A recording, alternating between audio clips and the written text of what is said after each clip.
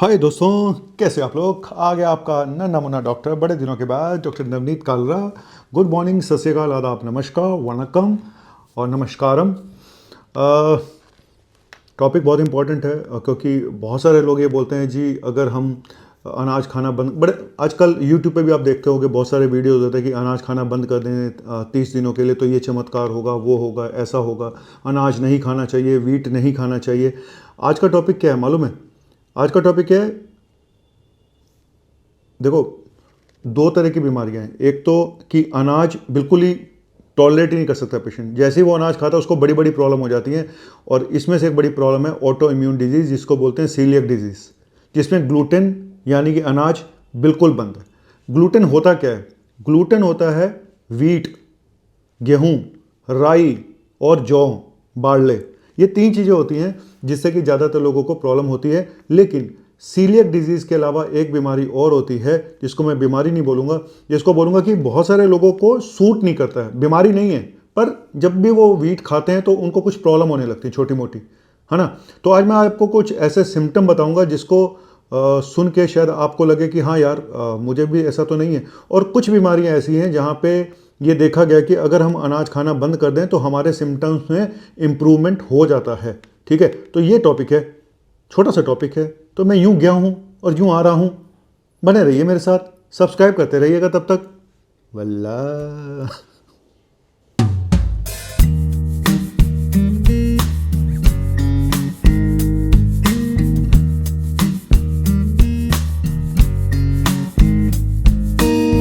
तो आपको ये पता होना चाहिए एक्चुअली ग्लूटेन जो आप खा रहे हो उसमें क्या क्या, किस किस चीज़ों में ग्लूटेन है। जैसे आप रोज़ रोटियां खाते हो तोड़ के सुबह से शाम तक, हमारे यहाँ तो बस नाश्ते में 2 पराठे, दोपहर को 3-4 रोटियां, शाम को 3-4 रोटियां, पूरा दिन बस जब भूख लगे तो रोटी खाओ, रोटी खाओ, रोटी खाओ। ये कुछ लोगों के साथ यही होता है, वो सुबह उठते ही बस पराठे पे ही शुरू हो जाते हैं। तो अब पंजाबी में तो खास तौर पे मक्खन भी होना चाहिए, 2 बड़े बड़े आलू के परांठे होने चाहिए। सुन लो आगे, अभी मजाक नहीं है। एक तो रोटियों में, ठीक है, वीट की जो रोटी होती है, उसके अलावा पास्ता, उसके अलावा जो आप बिस्किट खाते हो, है ना।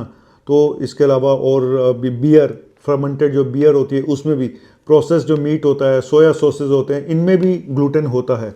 ठीक है, तो अब मैं आपको कुछ सिम्टम बताने जा रहा हूँ कि अगर ऐसा है तो आप कुछ दिनों के लिए अनाज छोड़ के देखें, वीट छोड़ के देखें, जौ छोड़ के देखें, राई छोड़ के देखें। अगर ये तीन चीज़ें मैंने बताई है, अनाज, राई, जौ, है ना, वीट, राई, बार्ले।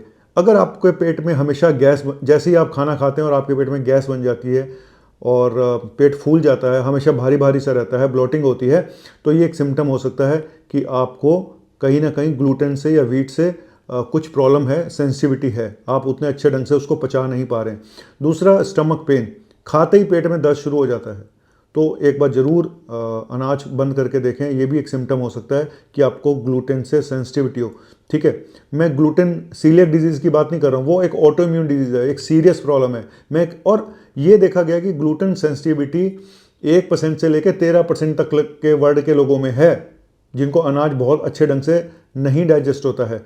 इसके अलावा डायरिया एंड कॉन्स्टिपेशन, कभी पेट सही नहीं रहता, कभी कब्ज हो जाती है, कभी लूज मोशन लग जाते हैं, तो ऐसे ही चलता रहता है, या हमेशा ही अब कब्ज रहनी शुरू हो गई है।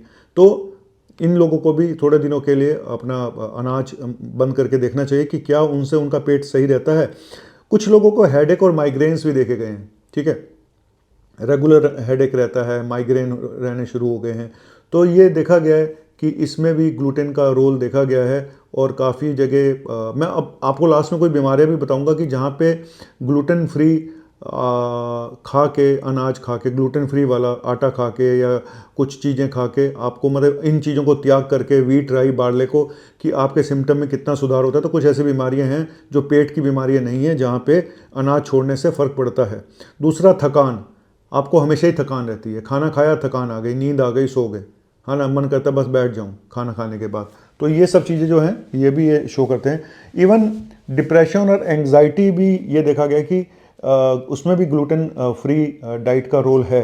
अगर आपको डिप्रेशन, एंग्जाइटी है तो ये आप कुछ दिनों के लिए ट्राई करके दे सकते हैं कि अगर मैं अनाज छोड़ता हूँ तो क्या मेरे डिप्रेशन और एंग्जाइटी में फ़र्क पड़ता है।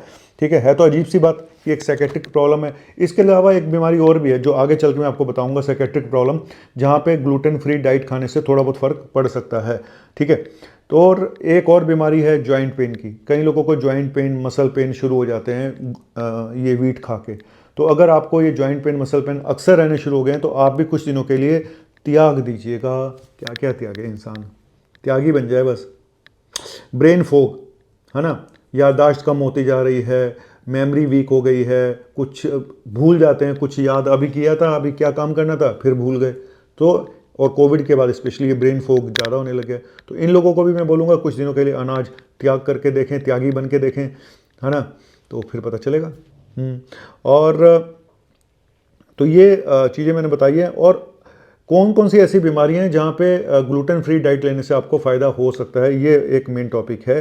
पेट के अलावा ऐसी कौन सी बीमारी, एक तो मैंने बताया आपको माइग्रेन और हेडेक, यहाँ पे आप ग्लूटेन फ्री डाइट लेके देखें। दूसरी एंग्जाइटी, डिप्रेशन। तीसरी स्किज़ोफ्रेनिया। स्किज़ोफ्रेनिया एक है जहाँ पे एक साइकेट्रिक इलनेस है जहाँ पे लोगों को हॉलुसिनेशंस होते हैं, डिल्यूजन्स होते हैं, है ना।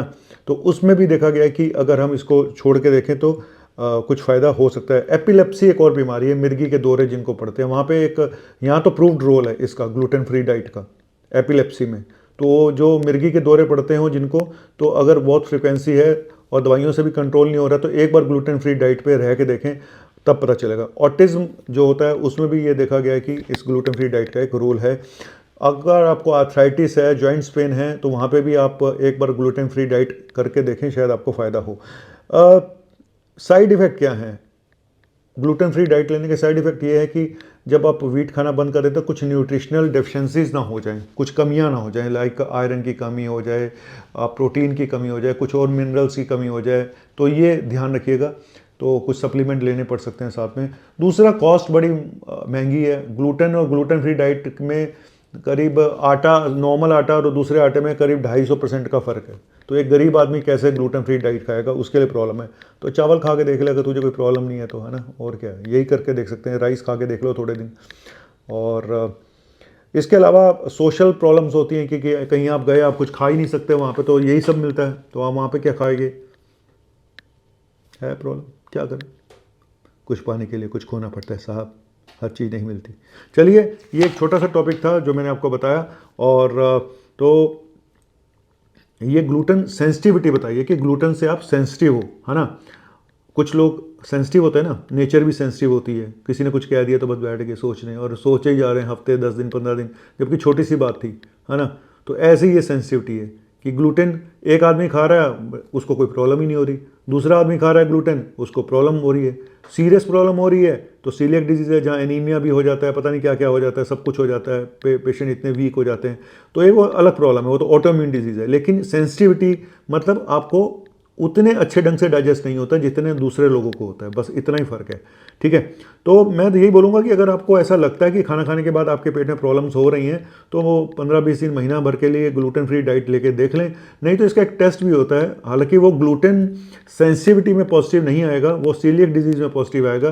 तो अब बॉर्डर लाइन पॉजिटिव आ जाए तो बात है, TTG IgA एंटीबॉडी नाम का एक टेस्ट होता है, वो करा के देख सकते हैं कि आपको ग्लूटेन से प्रॉब्लम है या नहीं है। लेकिन सेंसिटिविटी में आएगा, ये कोई गारंटी नहीं है। तो ये आपको अपने आप ही देखना पड़ेगा। और इसको बोलते हैं एलिमिनेशन डाइट, कि आप कुछ चीज़ों को बंद कर देते हैं खाना कुछ दिनों के लिए, तो आपको पता चलता है कि आपको इससे प्रॉब्लम है। मुझे इससे प्रॉब्लम है यार, कंधे ही दुख जाते हैं, जबकि इतना हल्का सा टांग रखा है। डॉक्टर बनना आसान नहीं है भाई।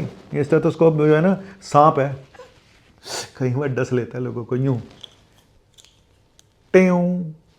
मैं तो सांप ही बोलता हूँ। क्यों? अगर आप ईमानदारी से काम करें तो ये लोगों की जान बचाता है, तो ये स्टेथोस्कोप है। और अगर आप किसी को डस लें, किसी का बेवकूफ़ बना दें, तो ये सांप है, और सांप को गले में टांग के चलना पड़ता है। चलिए, थैंक यू वेरी मच। तो चलते चलते इतना ही बोलूँगा। क्या? चलते चलते मेरे ये गीत याद रखना, कभी अलविदा ना कहना, कभी अलविदा ना कहना, कभी अलविदा। मेरा गाना सुन के तो सब अलविदा कह देंगे भाई, इसको झेलना बहुत मुश्किल है। बात का 1 मिनट मत देखा करो। जिसको मेरे गाने पसंद हैं, मेरी घटिया सी आवाज़ पसंद है, जो मेरे भक्त लोग बन चुके हैं भक्त नहीं बोलूँगा, मेरे फ़ैन हैं, जो मेरे दोस्त हैं, वो आखिर तक सुन लें, वो मुझे झेल लेते हैं। मैं किसी भी हालत में हूँ, मेरी दाढ़ी बड़ी हुई है, मैं चिकना बन के आया हूँ, काला हूँ, पीला हूँ, जैसा भी हूँ, वो मुझे झेल लेते हैं। तो बस इतना ही बोलूँगा। और क्या बोले तो मुन्ना भाई, चलो अपन चलने का। थैंक यू वेरी मच, शुक्रिया। आटा छोड़ के देख, आटा